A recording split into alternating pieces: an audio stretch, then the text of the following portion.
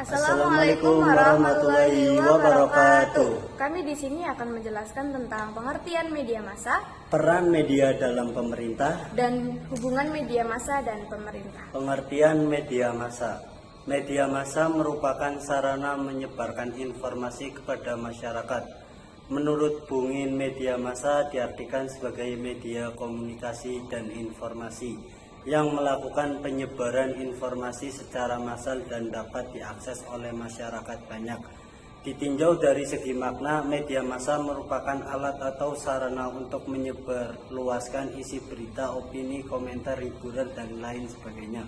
Menurut Canggara, media massa adalah alat atau sarana yang digunakan untuk menyampaikan pesan dari komunikator kepada khalayak.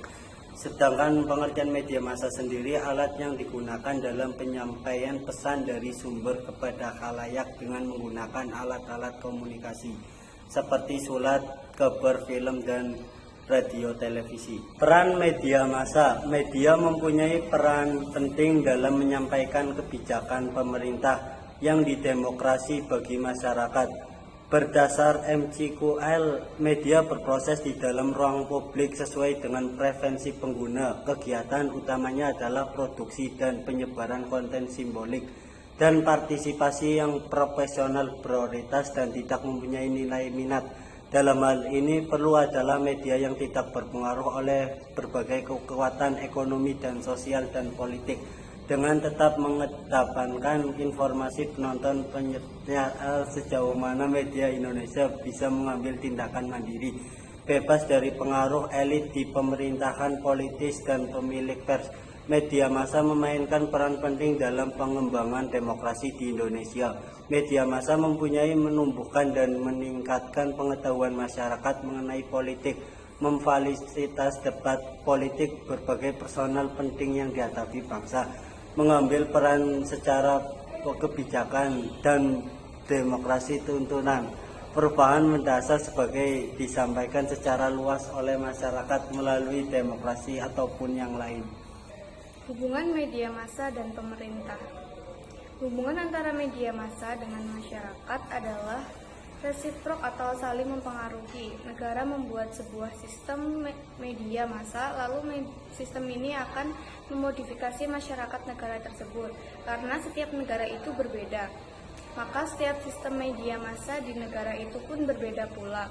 Sehingga pola interaksi antara negara dengan media massanya terus-menerus berubah. Pola hubungan media massa dan pemerintahan di suatu negara erat kaitannya dengan sistem dan struktur politik yang berlaku di negara di mana kedua lembaga tersebut berada.